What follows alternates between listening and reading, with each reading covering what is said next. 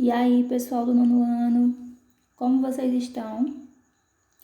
Eu espero que estejam todos bem, que estejam aproveitando direitinho esse isolamento, descansando, se alimentando, mantendo os cuidados contra essa grande pandemia mundial que nós estamos enfrentando, mas que também estejam se organizando com relação aos seus estudos. Então, vamos dar continuidade, aos nossos estudos, iniciando assim o nosso 3º bimestre.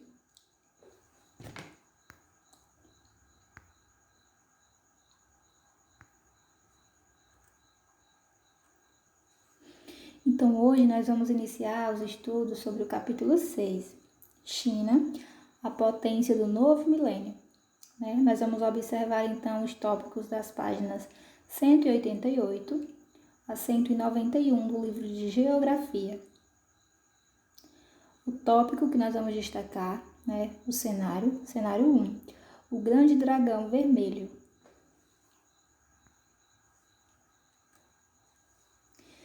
Então, essa referência, esse nome, o grande dragão vermelho, ele está associado com a mitologia chinesa. De uma forma simples, o que seria mitologia? Está relacionado, pessoal, com a questão dos mitos de certos povos, As crenças, o que eles acreditam, certo? Pode ter uma ligação religiosa, pode ter uma ligação espiritual, enfim.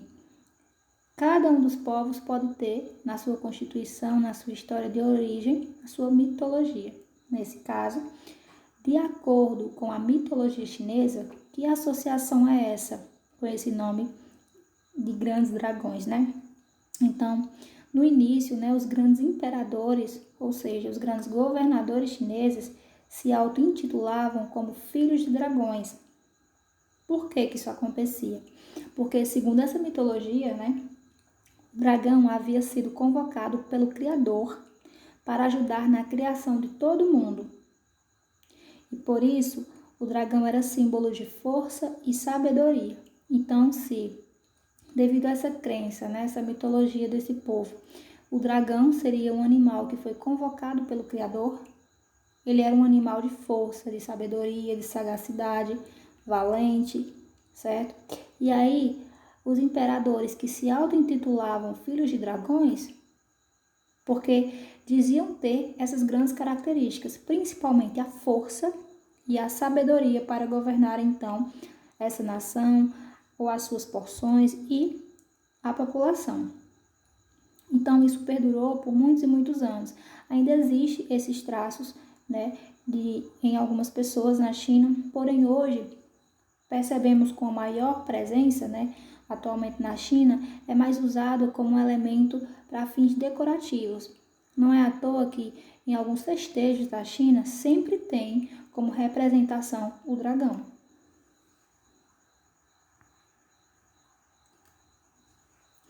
Essa figura seria para representar uma dessas formas, dos dragões que são apresentados diante dessa mitologia chinesa, certo? Lembrando que um grande destaque para essa figura é a presença da cor vermelha, que está associada também à forma de governo, Nós podemos perceber essa cor avermelhada na bandeira da China, essa figura que fica ao lado. Mas sabemos também que a bandeira está associada com questões políticas, com regimes políticos, certo?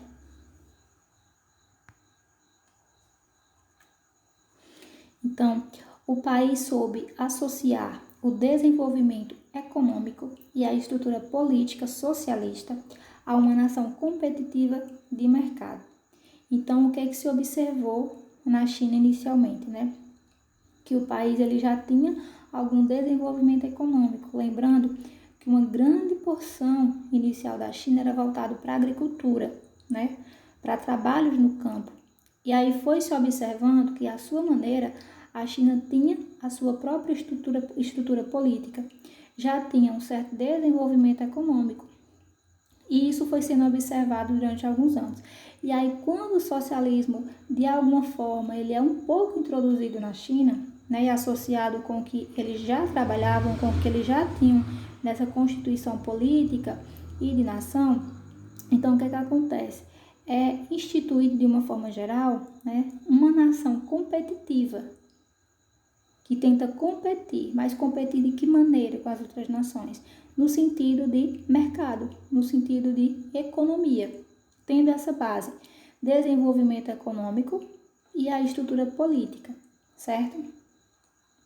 Havendo uma ligação da cor vermelha do socialismo e a cor vermelha do dragão. Lembrando que, pessoal, a gente não pode esquecer que o dragão ele é um símbolo mitológico, certo? Um ser imaginário associado a essas crenças, a esses pensamentos fictícios, ok? Então, com relação ao seu tamanho, né? O tamanho do seu território, o país da China tem cerca de 9 milhões de quilômetros quadrados, né, na sua extensão territorial, com uma população de 1 bilhão, sendo um dos mais populosos do mundo, sendo então o país com maior índice populacional do mundo, certo?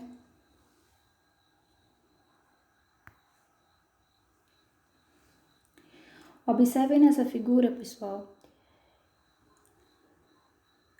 todo esse traçado vermelho próximo dessa cor amarelada, né, seria então todo o espaço da China. E a gente pode observar os limites e fronteiras territoriais. Quando a gente fala territorial, nós estamos nos referindo às fronteiras com outras nações, mas no sentido de terra e não na proximidade de água. Nós não estamos falando das fronteiras ligadas às águas dos oceanos, certo? Então, nessas porções de fronteiras com países, né, por uma fronteira territorial, nós temos ao norte a Mongólia, temos outra proximidade com o Cazaquistão, o Nepal, a Índia, não tão próxima, não tão ligada quanto o Nepal, mas tem uma certa referência com relação a essas fronteiras, a esses limites, certo?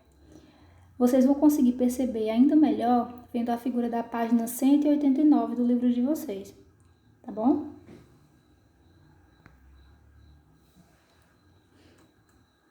Então, de uma forma geral, há uma organização espacial da China, certo?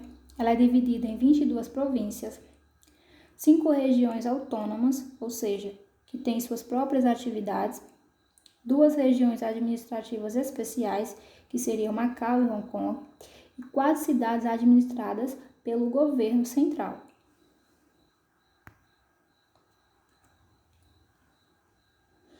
Sabendo que a capital da China é Pequim, então observem aí nessa figura, né, onde fica localizada a capital da China.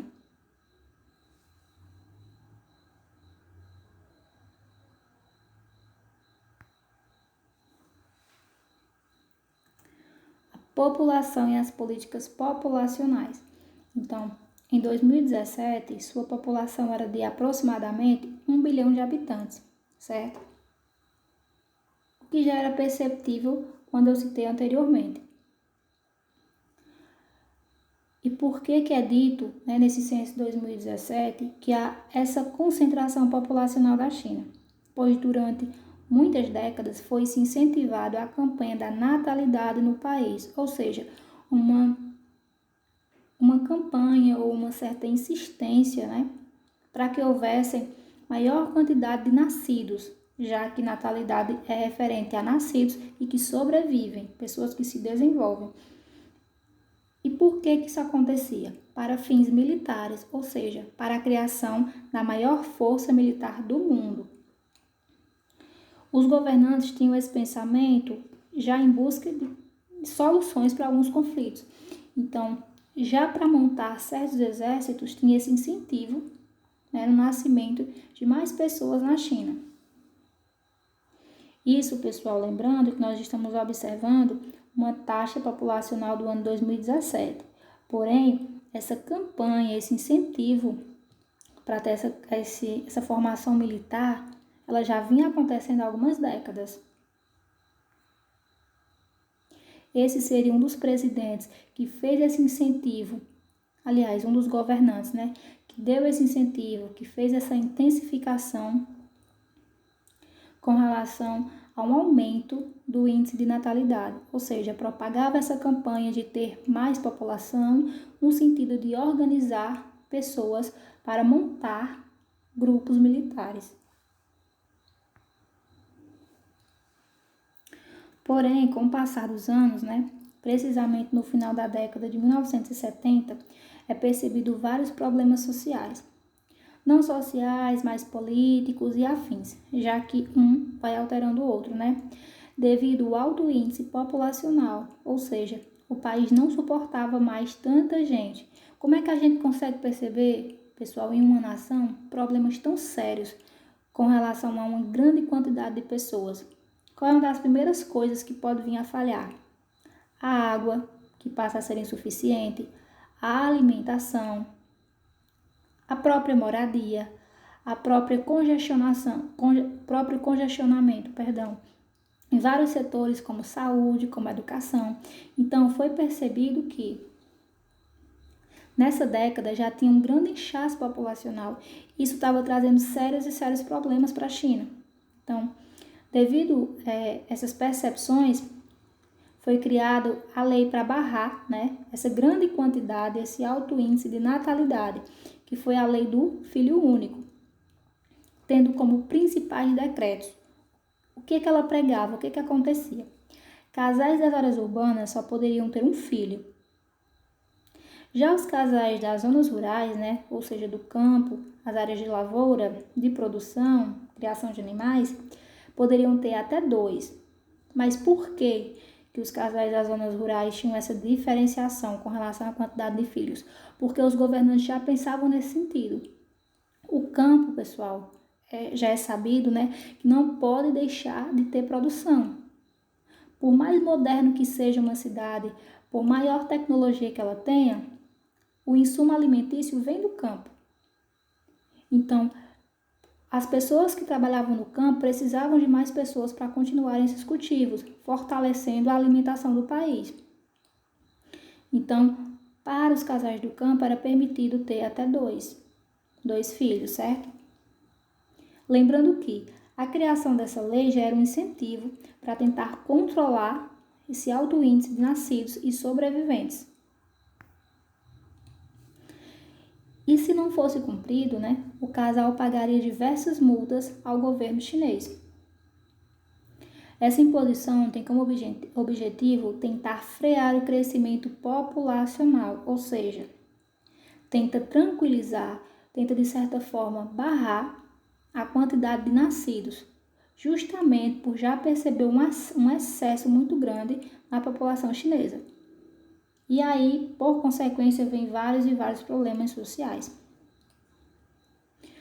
E é percebido que fica difícil, concretizar quando se tem uma mega população, um grande índice populacional, controlar, por exemplo, a questão da saúde, a questão da educação, de ter essa assistência para todos.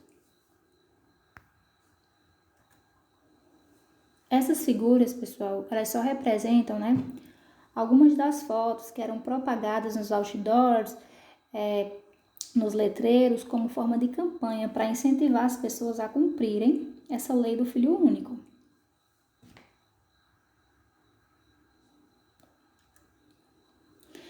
E existem relatos históricos, pessoal, que ao passar dos anos é sabido que existiram diversos governantes, E por décadas foi tentando, sim, ser mantida, ser implantada essa lei do filho único. Porém, existem relatos que alguns governantes eles agiam de uma forma mais severa, mais cruel que outros.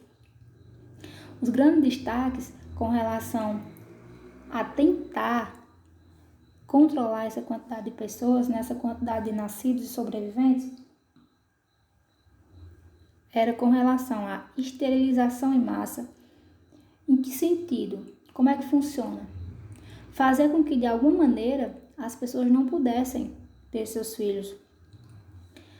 Os abortos forçados aconteciam bastante, ou seja, se acontecia de um casal já ter um filho e a mulher, por exemplo, engravidar e já conseguir gerar esse outro filho, eles forçavam com que essa pessoa, eles forçavam sim que acontecesse esse aborto. Lógico que não era desejo dessa família, mas era imposição do governo. Eles caçavam as pessoas e faziam sim com que a mulher abortasse essa criança. Assim como também assassinato de recém-nascidos. E há um outro agravante ainda mais. Devido às pessoas sofrerem tanta pressão psicológica, sofrerem também as perseguições, algumas, por si só, já tentavam eliminar, né? É uma palavra bem forte, eu sei, mas é justamente isso que essas pessoas faziam, na sua grande maioria, para não serem pegos, para não serem presos, para não pagarem multas, ou talvez para não verem os seus filhos sofrerem, depois da mulher dar à luz, por exemplo, e já estarem com a criança, eles mesmos tentavam se livrar do bebê. Por quê? Porque eles sabiam que, de certa forma, os governantes não poderiam permitir e não iriam aceitar, né, que essas famílias tivessem mais filhos além da quantidade que o próprio governo estava determinando.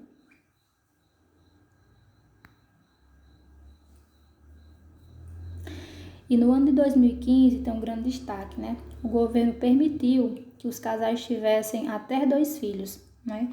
Isso com relação aos casais que viviam nas áreas urbanas, porque recordem que os casais que viviam no campo já tinham essa possibilidade. Então, por mais que essa política por anos viesse sendo seguida, ela também apresentou problemas. Se antes tínhamos problemas, eles tinham esses problemas, né? Com relação à grande quantidade de pessoas de diversas faixas etárias, quando é implantada a lei do filho único, outros problemas vão aparecendo. Então, com o aumento da população, com o controle do aumento dessa população, né, dos nascidos, tendo essa regularização maior, a população idosa ela aumenta muito mais, ou seja, o índice de pessoas idosas, o envelhecimento ele aumenta, diminuindo então a força de trabalho, a mão de obra em algumas áreas, principalmente no campo. E o que é que isso acarreta? Por que é que isso pode ser um problema de ter uma maior população idosa e uma menor população jovem, por exemplo? Vai impactar principalmente a economia do país, já que a mão de obra vai ficando, de certa forma, sem pessoas para exercê-la, certo?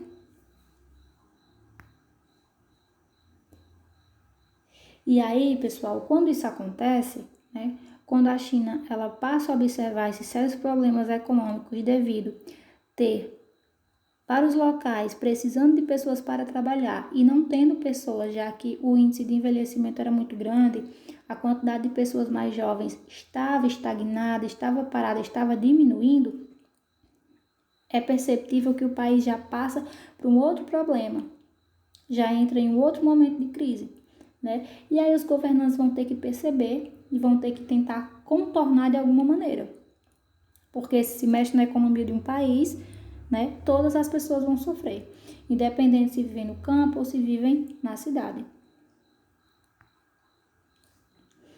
Então é isso, pessoal. Eu espero que vocês tenham compreendido. Perdoem algumas pausazinhas, né, com relação à explicação, mas se houver necessidade, vocês revejam o vídeo. Não esqueçam, por favor, de ao assistirem, né, essa videoaula, vocês façam uma leitura também do conteúdo do livro, principalmente porque existem figuras, existem mapas e imagens que vocês podem visualizar e assim vocês vão centrar ainda mais o aprendizado de vocês com relação à temática, certo?